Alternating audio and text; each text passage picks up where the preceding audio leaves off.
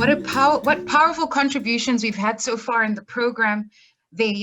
Many of our speakers stress the importance of intergenerational engagement, intersectoral collaborations, accountability, and the role of civil society in identifying and addressing the challenges confronting women and youth in the midst of this COVID-19 pandemic. Ms. Kenewendo called on us to amplify the AU paper that provides a roadmap to confront obstacles facing youth. This paper has now been provided in the chat.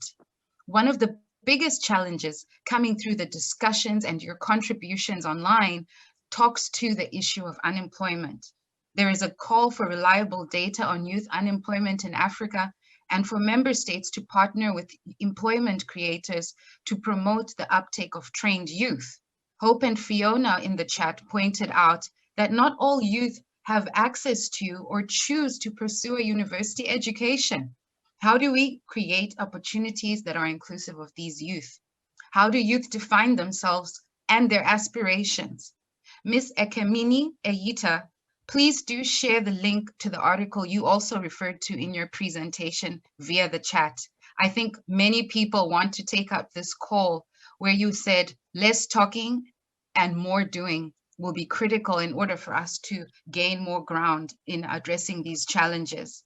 We have many more questions to reflect upon and to act on, but at this juncture, I have the honor and the privilege to introduce our moderator for the next session, whom many of you already know, Dr. JJ Tabane, who himself is a leader in the media sector and an inspirational voice across Africa. You have the floor. Thank you so much, sir. Thank you so much, moderator, for that kind introduction. And thank you so much for all the other speakers who have come before us. What an inspirational morning, really, to mark Africa Month and Africa Day. And one hopes we will contribute to a further discussion. My job today is very easy, as I just need to provoke a few people who are on this panel. Ms. Stella Agara, I hope Ms. Stella Agara is there from You Lead Africa, yes. As well as Dr. Tato Tipe, who is the lecturer in African media systems out in UCT, as well as Mr. Mcebo Dlamini, who is also an activist and no stranger to controversy in public discourse in our continent. So those are the people who I'm going to be provoking today to talk about decolonization of education. And just to kick off that discussion, I wonder the fact that we are still discussing the decolonization of education, whether in fact such decolonization is an agenda, is a serious top of the agenda item in our continent. If you listen to discussions about Agenda 2063, you listen to discussions about the African peer review mechanism, or even the African Union itself, does decolonization of education really rank high? Does it rank high? Because if you look at what that decolonization is supposed to mean, which is basically the dismantling of systems that have taken root during colonization of our continent, is such a dismantling really at the top of the agenda of our African systems, of our universities? Or is there a tendency of simply maintaining what we found there and, in a sense, assuming those systems as the most standard, if you like, or standard bearers of how education is ought to be? And so we use those systems that we found or that were brought to our continent by the colonialists as standards of how we even measure each other, about how we are successful and how we have achieved, both in the academic field and of course that translates into economic systems, all the things that we've been talking about this morning. all of those find themselves in a framework not created by ourselves.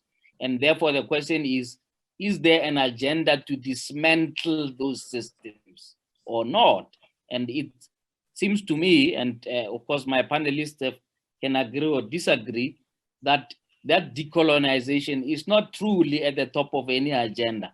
It's something that remains at symposiums like this.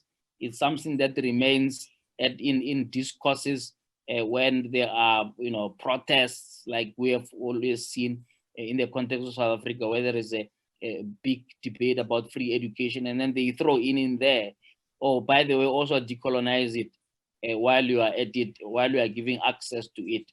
So that's the big question I would like to explore through the panel this morning, is how much of this decolonization is truly at the top of the African agenda in any significant way? What is the evidence of this becoming an issue that actually concerns young people in the continent, but also that concerns the agenda of the current people who are in charge, the current programs of the African unions or regional economic communities? Is it something that truly, is at the top of the agenda? And is there evidence that something is being done to actually dismantle systems that we found or that have taken root through colonialism? Mcebo, I'm going to start with you to come in here to lead us in that discussion.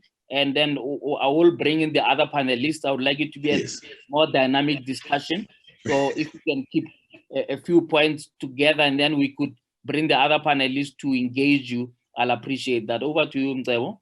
Yes, thank you very much, Dr. Taban and the panelists here.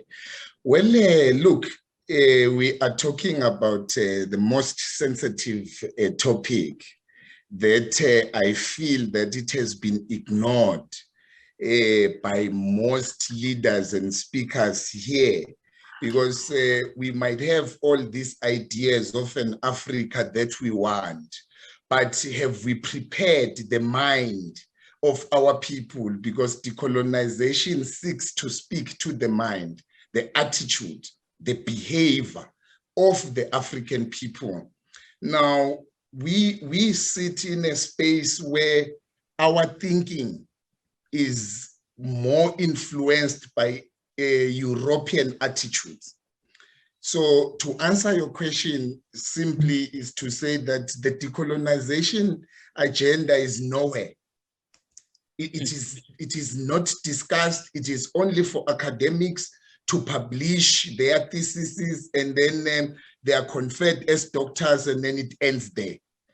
Now, just to steal something from Pastor Kaulas Kosana, when he said, if we and our children cannot see ourselves in the architectural design around us, then we are subconsciously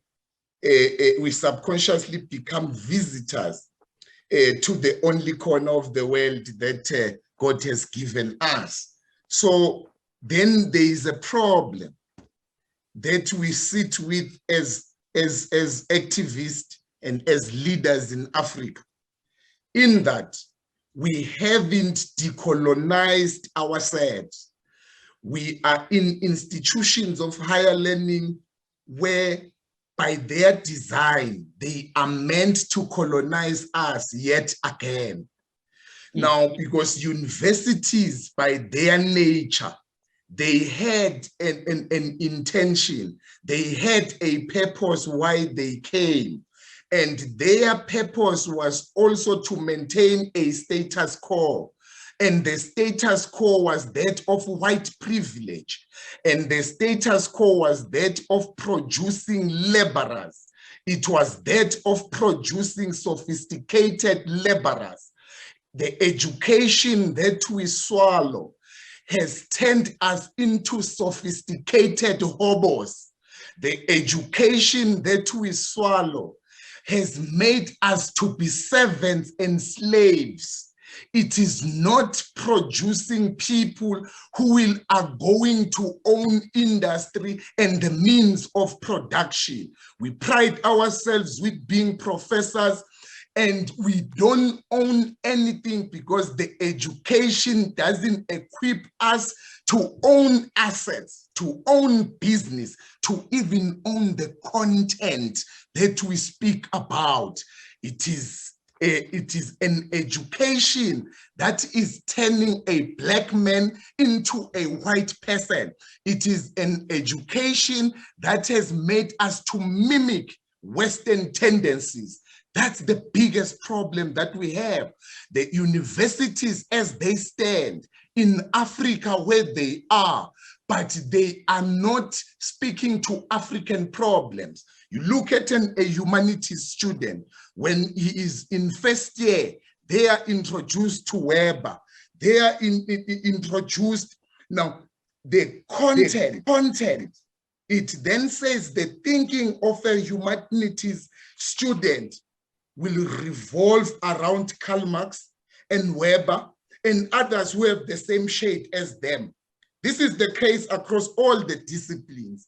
The implications of this is that their ideologies, JJ, become the standard against which all thought is measured.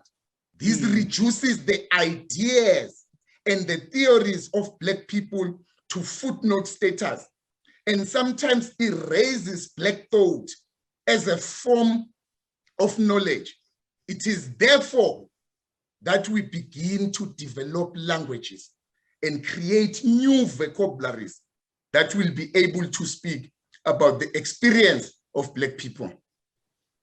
Would you say, though, before I bring in the other panelists, that there has been absolutely no progress, particularly in dealing with what one can loosely term indigenous knowledge systems, and infuse those into the manner in which education is structured? In other words, not necessarily confine those studies to what so-called African studies, but integrate African studies in studies of other disciplines, such as science, such as philosophy, etc., to make sure, in a sense, that we create a new foundation for our education system. I hear what you are saying, but could that be said to be the case across all universities, across all academic pursuit in our continent? In other words, is it so bad in terms of the decolonization agenda, or are we seeing some green shoot somewhere where people are beginning to reconstruct how the manner in which education is pursued? Mcebo?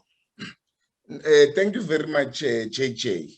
Look, the assimilation is almost complete. The education system everywhere, doesn't matter where you are in Africa, doesn't matter which institutions you are at in Africa, the education system seeks to produce a white man in a black man's skin. The education system has made us to hero worship whiteness and to hate ourselves as Black people. The education system itself has made us, those who went to university, to be elevated into better Blacks.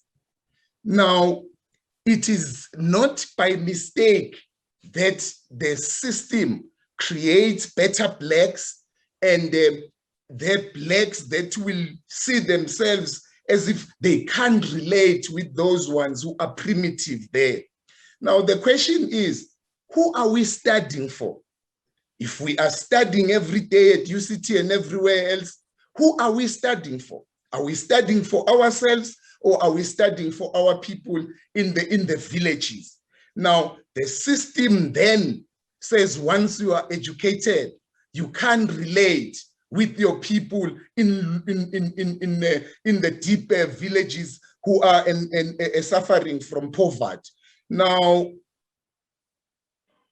when you speak about where the decolonization agenda is, it is on paper, it is on research. The researches that academics make every day so that they can be conferred as full professors and the likes.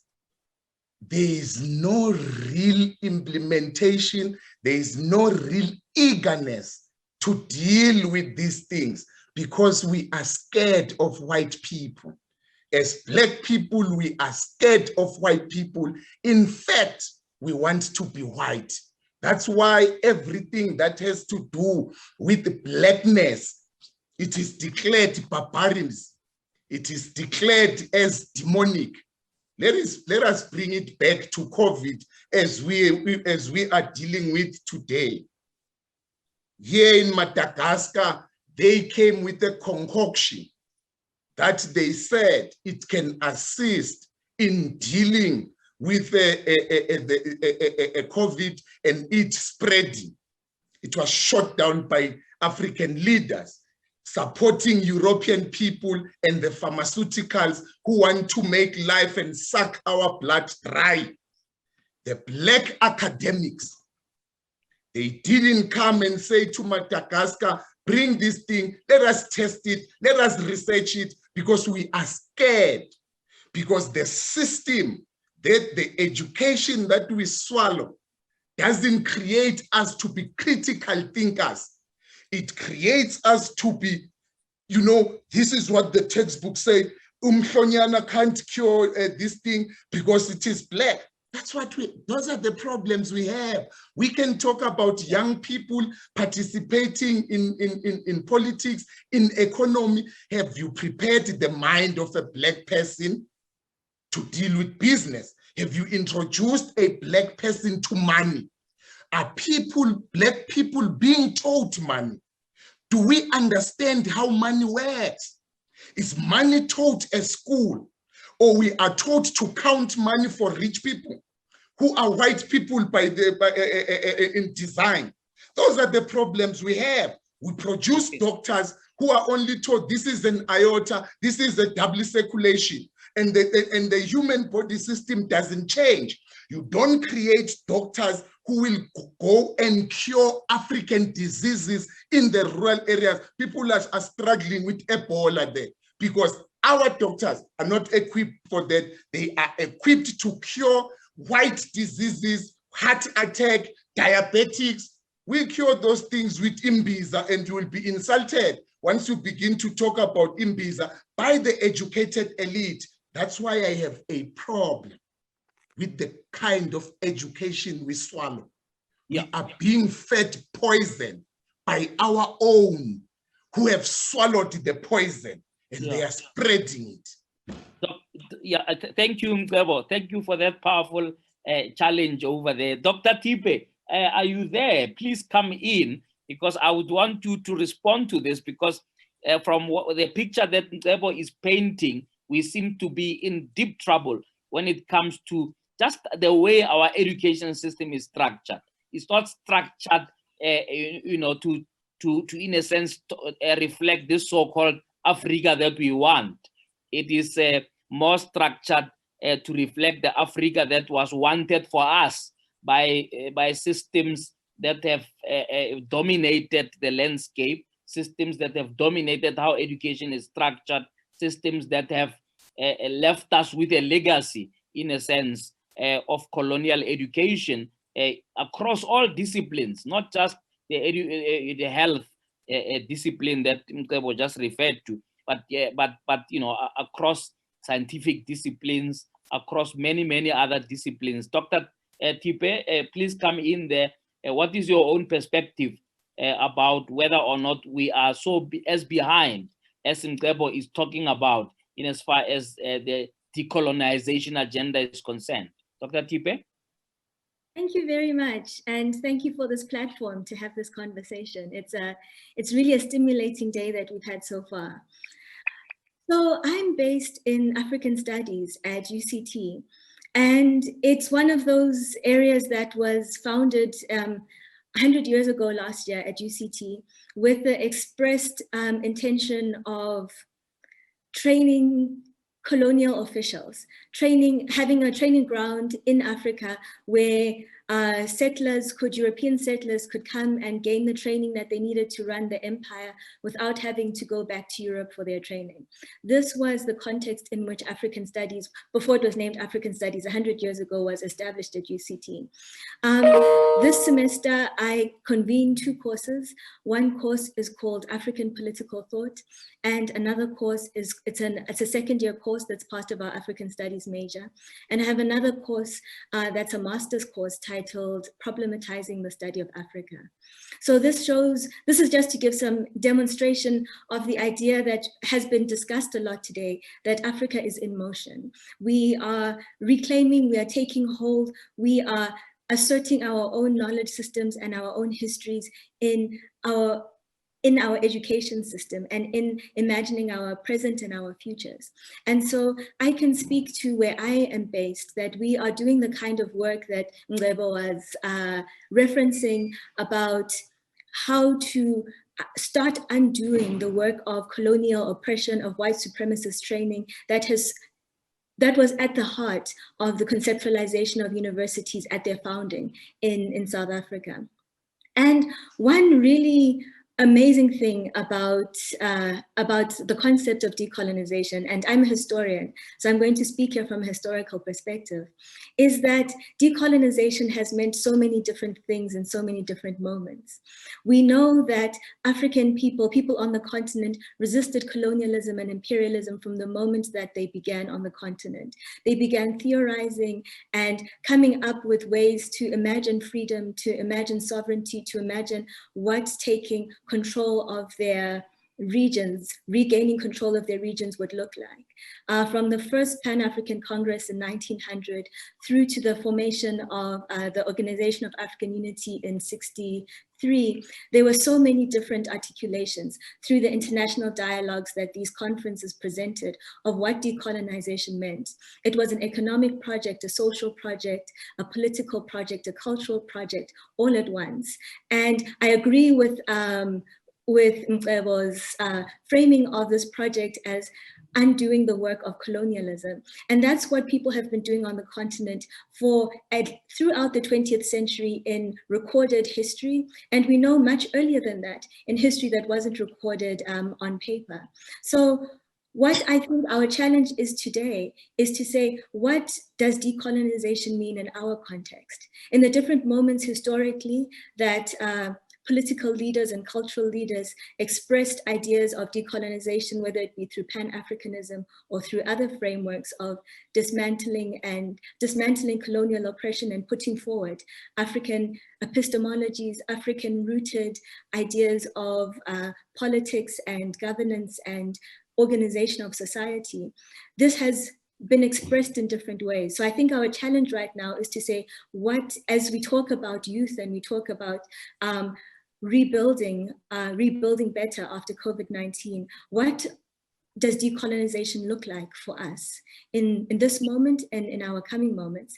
And I know that I'm not alone, or rather my department is not alone, African Studies is not alone in doing this work of equipping students with the history, the politics, the sociology that they need, the economics that they need to understand the contexts that we have inherited on our continent, and thinking about how to take these ideas forward. I know that there are many of us across the university, probably not nearly enough, but we are there and we are doing this work, and our students are engaging thoughtfully and rigorously around these ideas.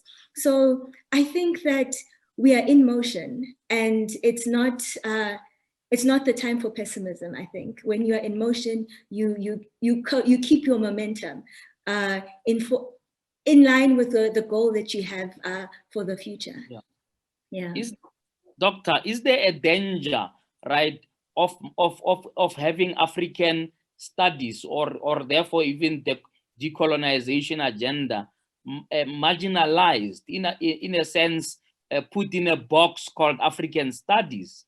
And then when you go to the very next faculty, you feel like, oh, but this thing feels like it's in Europe. You know, when you go and study history, just history, let alone any other subject, you find that African students are not encouraged to pursue African philosophers, for example, as a basis for research. When I did my PhD, I was forced to go and study Habermas, this German philosopher. And I'm thinking, where are African philosophers on the basis of which I could have pursued my studies of understanding media systems, and not be forced to go and study a German philosopher? And if I don't come with a German philosopher, I'm told, sorry, you can only go and get African philosophers in comparison to your theoretical your understanding. I'm just giving that as a fresh example of my own studies, of having had to go and dig up a European European philosopher to justify my own thinking about how to arrive at my own conclusions of something that has to do with Africa. I'm just giving that as a pointer to you, for you to respond to me, to say, do you find that therefore African studies tend to be in a box called indigenous systems, and then we leave everything else to continue in a sense untouched by the decolonization agenda? Is that not really where our problem lies? No, what you're saying is it's critical. There are so many people across universities in South Africa and across the continent, I imagine, who are still being forced to rely on European and North American theoretical frameworks, as though there isn't theoretical work that comes out of Africa and that has historically come out of Africa. And so definitely in African studies, we do the work of putting African thinkers at the fore. But African studies has no intention of claiming to be the space where you think about Africa, the only space where you think about Africa on campus. African studies is about a framework.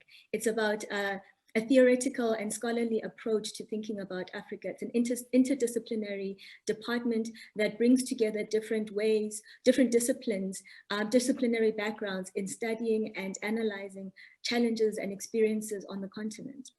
So rather than trying to ghettoize the study of Africa, African studies is not trying to take away from any other department studying Africa. We collaborate broadly. We want everyone on this continent to be studied and understood, so that South Africa should not have to look too far north. When we look north, we must be looking to Zambia, to Ghana, to Morocco, not necessarily to England or the United States. So it's not at all a project of ghettoizing, but the name of the department is referencing a way of studying.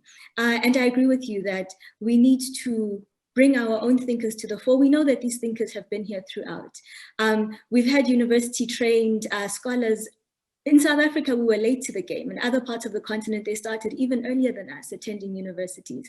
So, so we need to bring these thinkers to the fore, and I support you 100% that Habermas is supplemental, not core. It should not be core unless you want to make him core, but it should not be compulsory for Habermas to be at the center of our thinking on the continent. Absolutely. Dr. Thabane, I'm so sorry to interrupt before you move on. I just wanted to alert you that one of our speakers, Ms. Oratile Thothela, has joined the SRC, the University of Cape Town SRC Treasurer. All right. Okay. Thank you very much. Let me, Dr. Tipe, thank you so much for putting me at ease in that regard. Agara, Miss Agara, are you there? I would like you to come in there, because what Mcebo raised, for me, still remains unanswered, whether or not the decolonization, the whole decolonization agenda is at the top of Africa's agenda, or is it stuff that is almost relegated to symposia like the one we are having now, and the discussions during Africa Day and Africa Month, but frankly, there isn't building blocks that are, if you like, shaking the tree in as far as decolonization is concerned, particularly when it comes to program ideas, interventions. I mean, we're talking right now about, the Free Africa Trade, initiatives, etc. We're talking about this month being declared arts, culture, and heritage, does decolonization find root somewhere in a very serious way, in a manner that one could say it's at the top of the agenda? Ms. Agara, your floor, please. Thank you very much, Dr. Thabane. I hope you can hear me clearly. I'm joining you from Kenya, and I'm very happy to be a part of this conversation. I love the energy in the room. I love especially the fact that we're having conversations that are affirming the youth, which is quite refreshing, considering that mostly youth are addressed as a problem in this continent. So that for me is quite exciting. But having said that, let me first of all recognize all the quality presentations that were made by the speakers before me, and acknowledge that the points that have been made by the speakers who I'm sharing the panel with are all valid points. And that indeed there's a lot of work that is left to be done. So I will begin by answering your question, Dr. Thabane. I think it is not a priority in the African agenda. It has been discussed tremendously. I've had it in the Pan-African platforms being discussed, decolonization of our education, but then the progress of it is quite slow. So as far as I'm concerned, we can actually step up the speed a little bit more. And the reason why we must step up the speed is because of the effect it's having in our society. Let me point out that the program I work for, you lead, engages in promotion of youth participation in politics, youth participation in business, and youth participation in peace building. The program is hosted by the MS Training Center for Development Cooperation in Arusha. One of the assignments that we have been doing in the last few days is the development of a Pan-African manual for training or preparing leadership, young leadership for the Africa we want. So I'm glad we are having this conversation today, and right after we have submitted our first draft.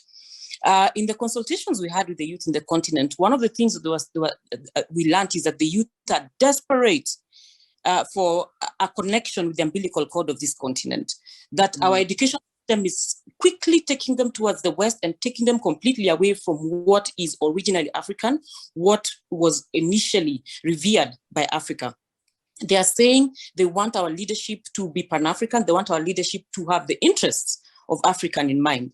The second thing they told us is that they want a leadership that is promoting integrity and considerate of Africans. If you know, for those of us who know our African traditional systems, who are very, very sharp at promoting integrity and punishing lack of integrity. Unfortunately, the cultures we have adopted have now created room for us to, allow for all kinds of madness to take center stage. But the last thing that the youths were also saying is that they need to be given space to innovate. And this space should not be limited to the resources that are available or limited to what somebody thinks they are permitted to do, but be an open space where they can actually put their minds into practice. Indeed, let me agree with the former minister, Ms. Kenewendo, that capitalism is failing the youth. And I'll summarize it in this way. Capitalism capitalism in itself, as it is, inherently swallows the inferior.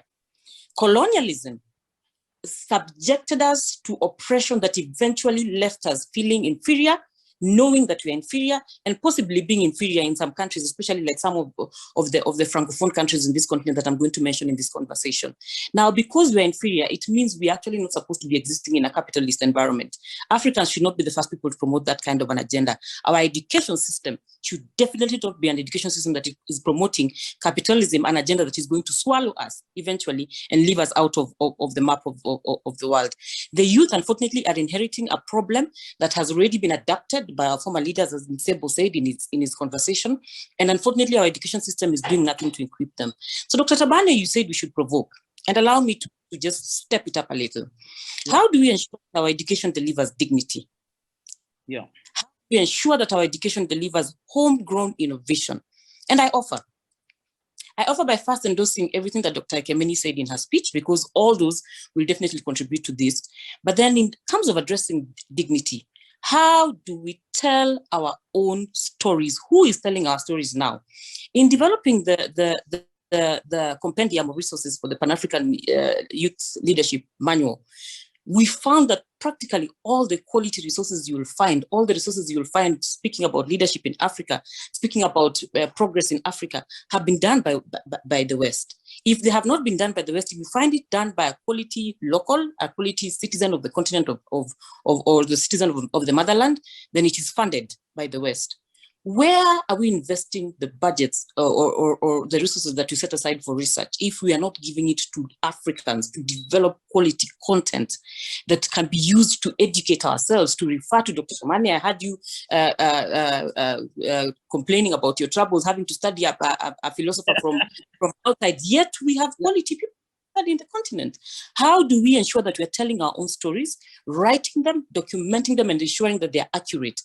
Number two, how do you ensure that we are telling a story, writing a story that is going to remind us to love ourselves? Because the colonialists told us to hate ourselves, the colonialists told us to hate our things, and that they're inferior, and therefore we find ourselves in a place where we're even over-importing, importing more than we're even creating locally, because we don't trust ourselves.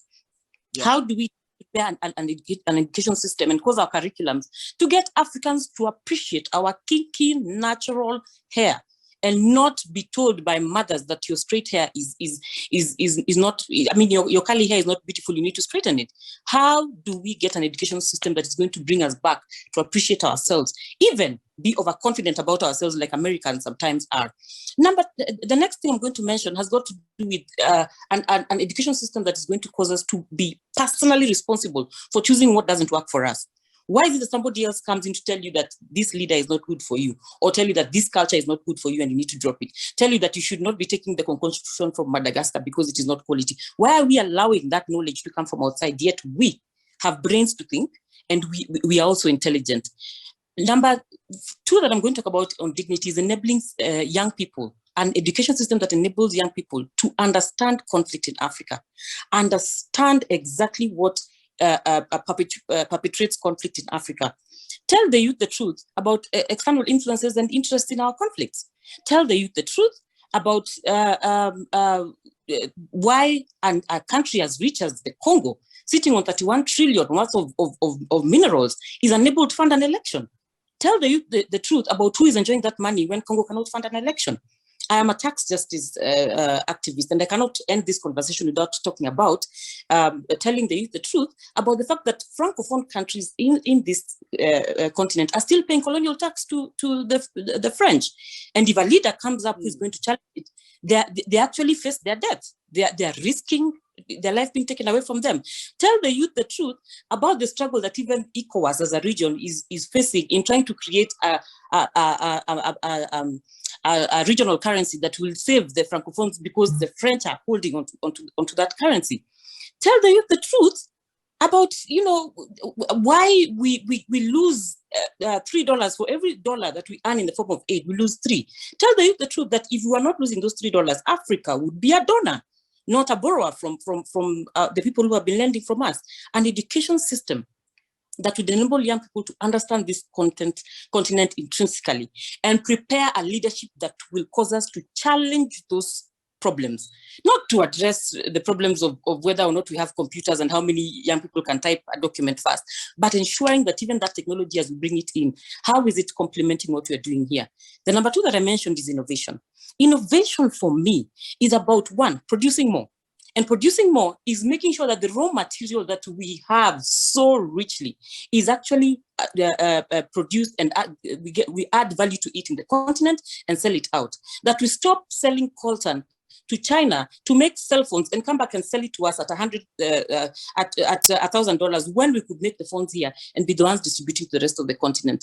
An education system that is going to ensure that we are creating new supply chains. And Dr. Tabane, for me, this means we begin locally. Why are we not selling to each other? Why are we not exchanging with each other first? And then when we all have what we need, we now create markets outside. Why are we even unable to negotiate with each other to create those spaces? And that's why I'm glad that this conversation today is going to be followed by a conversation on CFTA. How do we tap onto that to ensure that, 1, we are talking about it there, but we're also inculcating it into a curriculum that is going to be teaching us that, you know what, any product that develop, you must first find a local market to sell it to and ensure that everyone is content before you sell it out, and sell the best in the continent. Kenya sells its best tea to the United Kingdom. The United Kingdom blends it and sends it back, and we buy it and say this tea is better than our local tea. Why are we giving our best to these people? COVID-19 has actually taught us a very difficult lesson. When countries lock down, some of them also locked down trade and decided that they're not going to sell some of the produce that is beneficial to them. because there wasn't going to be much production. We who depend on them started suffering. I learned that even toothpicks in this continent were all coming from China. Yet we have trees in this continent. I mean, seriously, who bewitched us, and how is it possible for us to ensure that we exercise that demon through our curriculum? The tricks they have. Thank you. I have to interrupt you there, and thank you for the provocation. I think to unpack your provocation, I need an entire symposium just to deal with all the issues we've raised. I'm just gonna pick one. You know, we've been hosted by the African Peer Review Mechanism, and maybe one of the takeaways from this conversation, I'm gonna bring Oratile to say what needs to be done to lift the agenda of decolonization to be somewhere closer to the top, you know. And the big question could be in the country reviews, right? I think the APRM is now headed for some 18 years of operations. And the question is, do we have a peer review mechanism for education and the restructuring of our education? Because if we lose the education war, all these other things won't mean anything. You know, all these slogans about silencing the guns and what have you will not mean anything if the education system continues with a colonial framework. In other words, we still continue in bondage. And the big question is, are we reviewing each other as African countries about how we are restructuring our own education system? Is there enough, even in the current context of African peer review, where we review each other's interventions in as far as changing the framework of our education is concerned? Oratile, if you are there, can you come in and help us in terms of way forward now? I'd like the panelists to each tell me, what are we going to do? What should be the big takeaway from this conversation as our leaders in the multilateral system are listening to us as young people in terms of what needs to be done to try and move things a little bit beyond just theoretical conversations that we often have at symposiums of this nature? Oratile, if you are there. Yes. I extend first and foremost my greetings to everyone present. I think I've also drawn some inspiration from the conversations that have been had here today. It's very inherent that currently our curriculum is filled with our exposure to Eurocentric, racist, and sexist knowledge. And this knowledge orientation is at the heart of the experience of students experiencing alienation in their institutions. I'd like to challenge you there, JJ. You ask about the peer review system, and I think, yes, it does exist.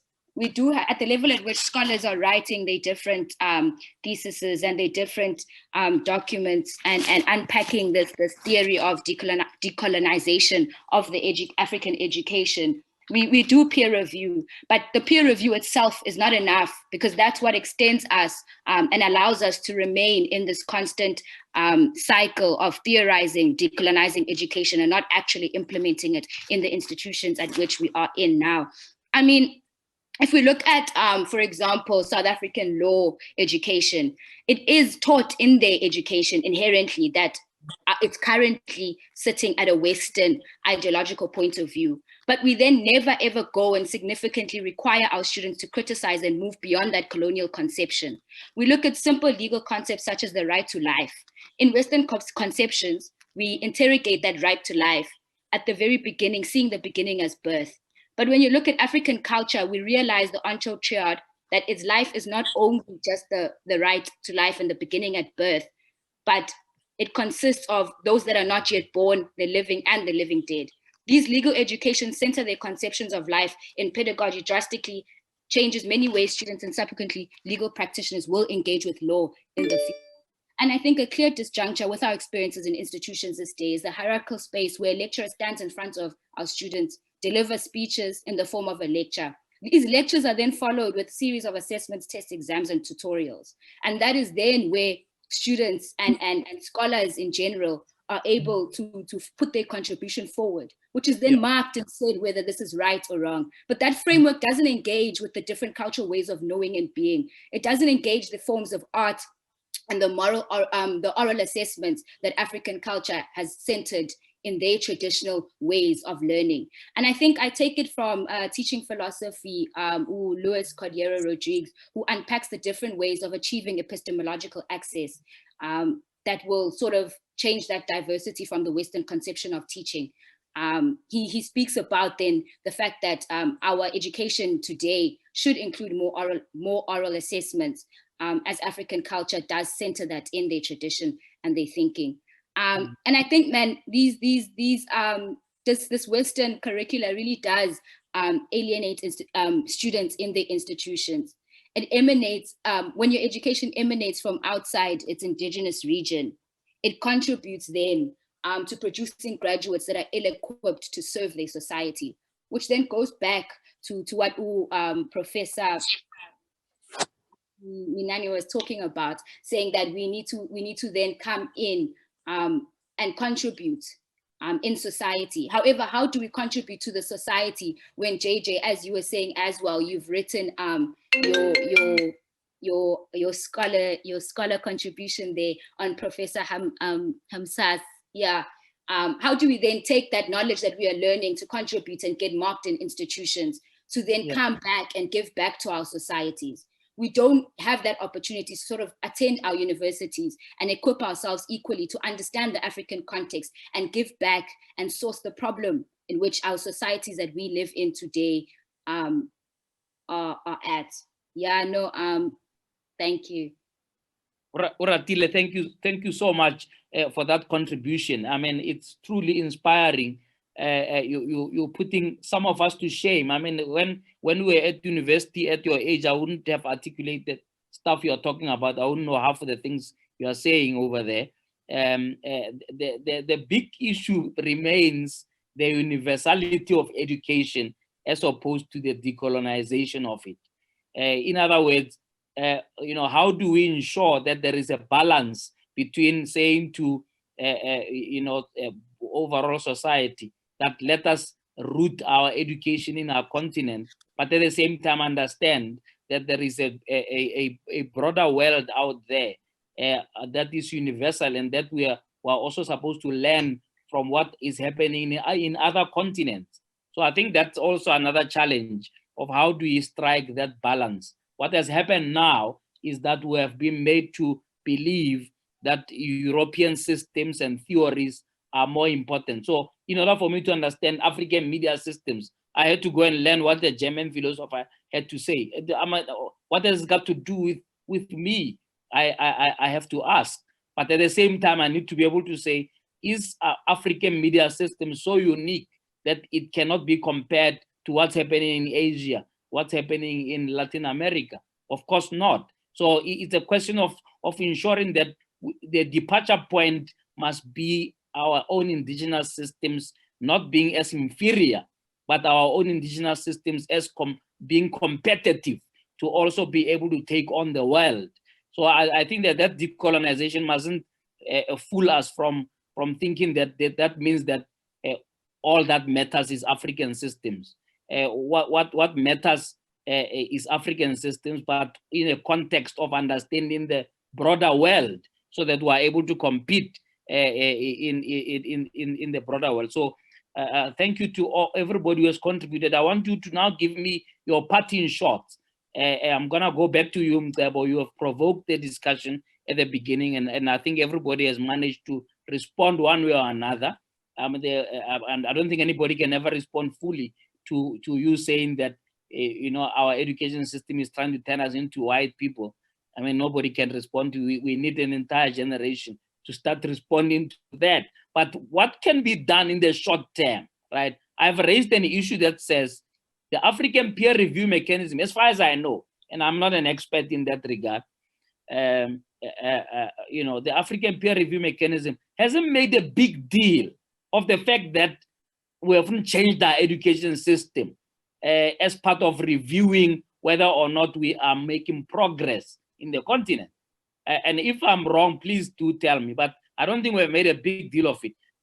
Could a takeaway from this symposium, even if we cannot solve the problems of the entire world, right, be that one of the assessment areas for peer review must be, how are we dismantling colonial systems of education? And if maybe that can be agreed by multilateral system of Africa, maybe that could be something that is a big takeaway from this year's conversations and symposiums, so that next year we're able then to start asking the difficult question to each and every country when a country review is being made, to say how far are you in dismantling colonialism in as far as shaping young people's futures are concerned. Mcebo, I'll start with you. Give me something that I can take away from this symposium that we can elevate to our multilateral leaders who are obviously shaping the agenda, the so-called Agenda 2063. Mcebo?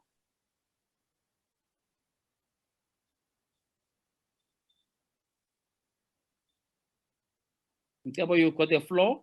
Oh, yeah, I'm muted. Thank you. Look, our problems are many as Africans.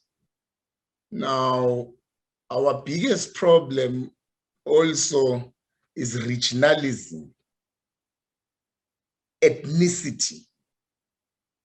The damage of colonialism is huge. Now, because unlike Hitler, when he slaughtered people in Germany, he killed bodies.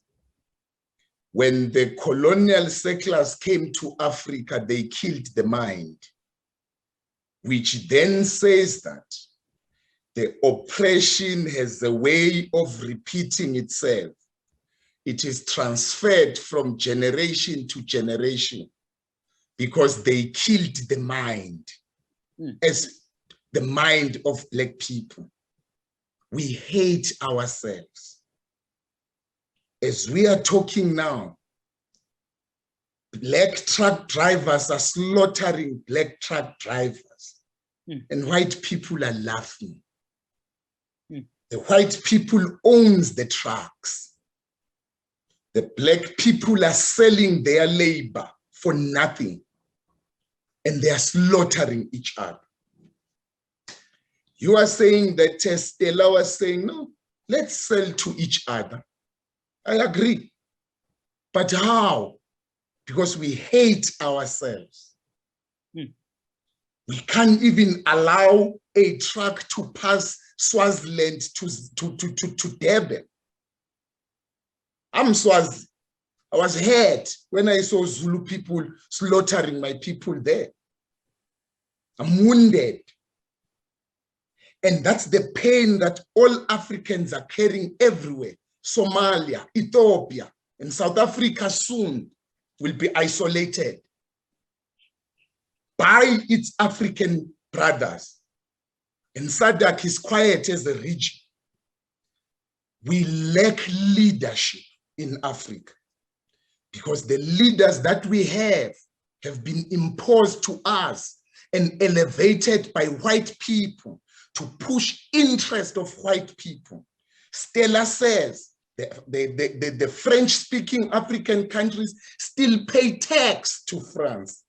When other African countries intervened, they were told that we were colonized by France, we are better than you, you were colonized by Portugal, and Portugal is poor. Others say, no, we were colonized by the British. We are better. We speak the Queen's language better than. We are so concerned with useless things. And it is part of the colonization that is delaying us. In answering you and close, the decolonization struggle is not easy. And it is not clear. Now, having said that, it then says it is an intellectual and it is complex. Now, it needs special attention. And as scholars and thinkers, we haven't agreed and defined what decolonization is. That's where the problem is at the moment. We haven't defined it, what it is, How should it look like? I'm happy that UCT has young Black thinkers as lecturers. It matters who's teaching. It matters what is being taught. It matters how it is being taught. We can't run away from those things. When I see a Black young woman standing in front of me, it gives me hope. It inspires me. We've been exposed to white men from first year until PhD. When you get out, you think like them. You begin to hate yourself. We thank UCT for that. Giving young people an opportunity to teach, to educate, to awaken the Black race. Ours is to awaken the Black race. Ours is to conscientize. Our focus must be on the mind. The rest will follow. Let us focus on the mind. The Rwandan president just said, why do we think that what is good must come from Europe? He asked the question, the Rwandan president, why do we think that what is good for us should come from white people? Yeah. We must reject everything that has to do with self-hate.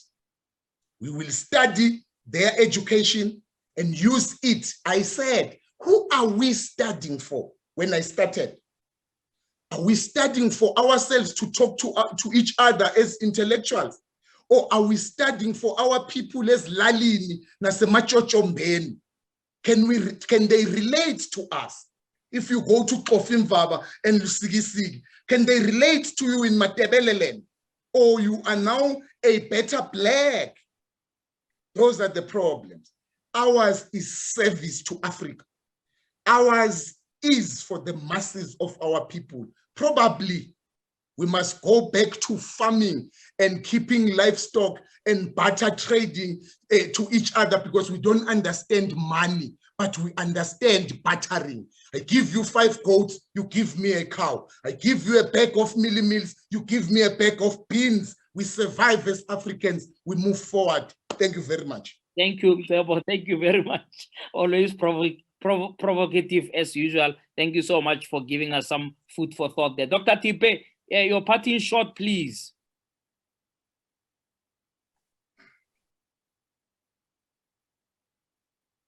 Dr. Tipe?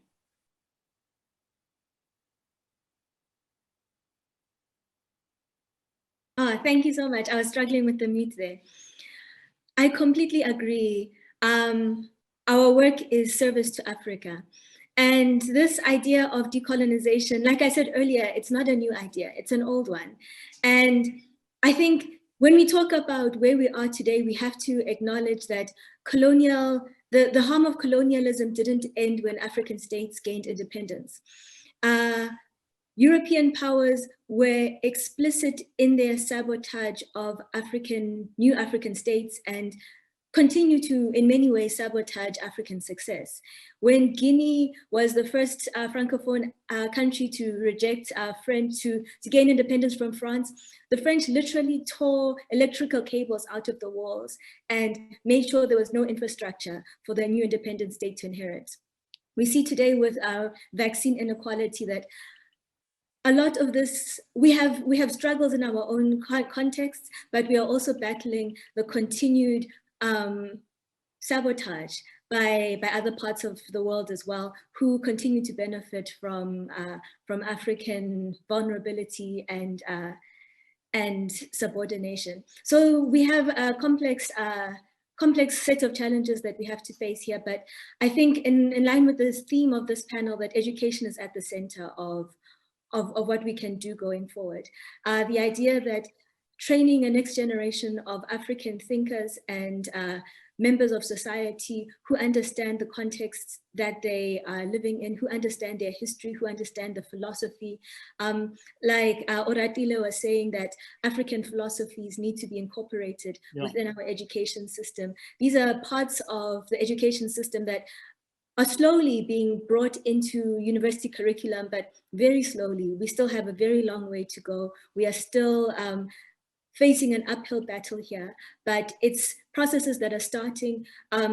More and more scholars are expanding this field, doing new research. African scholars are doing research to expand these fields, to build on the existing knowledge that we have. And so I remain optimistic and cautiously so, recognizing that we are up against internal forces. Those of us who live in settler colonies know that there are enormous forces that are resistant to the progress that we are talking about in this Africa Day celebration today. But we continue, as Mcebo said, we continue to live in service, and we'll keep fighting the good fight. Dr. Tipe, you sound very optimistic indeed about what can be achieved, and we wish you well in the work that you are doing over there. We do realize that it's not going to be easy, but we are clear that what you are doing is it's a serious matter of elevating this decolonization issue to the top of the agenda, not for it to remain in a box called African Studies, but also to be elevated to cut across all disciplines, so to speak. So thank you so much, Dr. Tipe, for that. Ms. Agara, your parting shot, please. Thank you, Dr. Tabane. Let me just quickly mention that if I had time, I would have mentioned that part of because training young people to understand the conflicts of Africa would mean beginning by teaching them that the scramble and partition for Africa was not on the basis of any philosophy. It was in the basis who had the longest arms to collect enough space on the map of Africa. And therefore, the conflicts we're having between Swaziland and South Africa, the conflicts we're having across our borders are not conflicts that we should actually be having if we understood that we are brothers. Bantus are found all the way from North Africa to Southern Africa. If we knew that we are brothers in that way, we wouldn't have played the games we are playing. Nilotes are found from North Africa to Southern Africa and from West Africa to Eastern Africa. If we knew that, we wouldn't be thinking we are enemies. But having said that, the last two things that I will say is one, that we in innovating and creating our own supply chains, we're going to solve half of the problems that the continent has, and our training must focus on that. Our training must also focus on ensuring that our stolen assets and anything that is being stolen from the continent is understood by the youth, and that their minds are involved in creating solutions to prevent or stop the looting and the pilfering that is happening in the continent. Yeah. And then we must, as a matter of urgency, listen to the youth themselves. They're innovating. I talked about our own storytelling. The youth right now are in control of social media. They are telling stories all over the page, but the whole of the world was struggling with live streaming equipment when COVID happened. Youth had been live streaming for God knows how long. And they're using those platforms to tell stories afresh. They're using those platforms to speak languages, and they luckily have not been corrupted as much by some of the colonial poison that Mcebo was talking about. We must listen to them. I started making noise in this continent a very long time ago, and one of the people I met, very phenomenal people I've never forgotten, is a young pygmy from Lesotho. His name was Letsohonolo Sifumba. This gentleman said you can only speak the language of a bird if you're a bird. So I'm saying that all those who are innovating our curriculums, all those who are thinking through our curriculum, can only understand what the youth want in the curriculum if they speak to the youth, unless they are, if I may add, prophets and they have some form of discernment. But if they don't, there's no option but to speak to the youth. I wish everyone here a happy Africa Day, and I hope we come out of it loving ourselves more, thinking of writing our own stories more, and celebrating ourselves more. Thank you.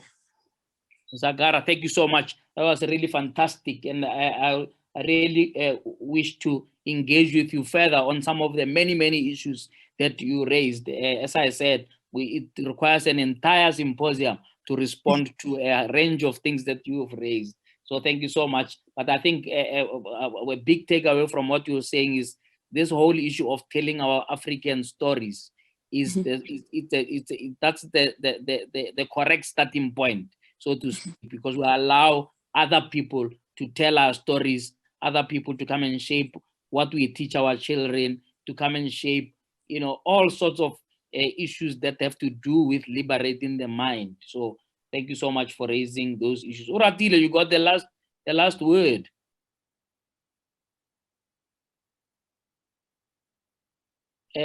Please unmute yourself there, Oratile. Can you hear me? Yes. All right, thank you. No, I was saying, to be short and sweet, I think the form of our education needs to be unpacked and defined. This, of course, will and should start by breaking down the primary actions and axioms of our current curricula. We've been talking a lot about implementation, and I think it's supposed to draw from theory, whereas currently now it itself is using theory to action that implementation. So I think we need to move then and use that implementation by drawing from theory. We need to start by asking ourselves who the beneficiaries are in all our institutions of learning, who the funders are, and lastly, in general, who the agents of this change and decolonization that we still need to define, by the way, who those agents of change are. And then lastly, Prof. Pakeng and Stella come with a clear contribution of listening to young people. As a young person myself, I'd like to take that further and say we don't only need to listen to young people, but what we need to do is work together with young people and include them at the forefront of implementing this change. Thank you. Absolutely. Thank you so much, Oratile, for that very live, wired input into this conversation. And also want to thank every panelist who has truly inspired, who've truly inspired this conversation. And hopefully the powers that be who craft agendas of what needs to be discussed and what needs to be taken forward are listening, because also to simply have these symposiums and not have an outcome and not have an impact, of showing that these are important doesn't also help. So I'm hoping that what you have discussed here today and some of the good ideas that have come out of here do not fall on deaf ears, and that they can actually take us forward.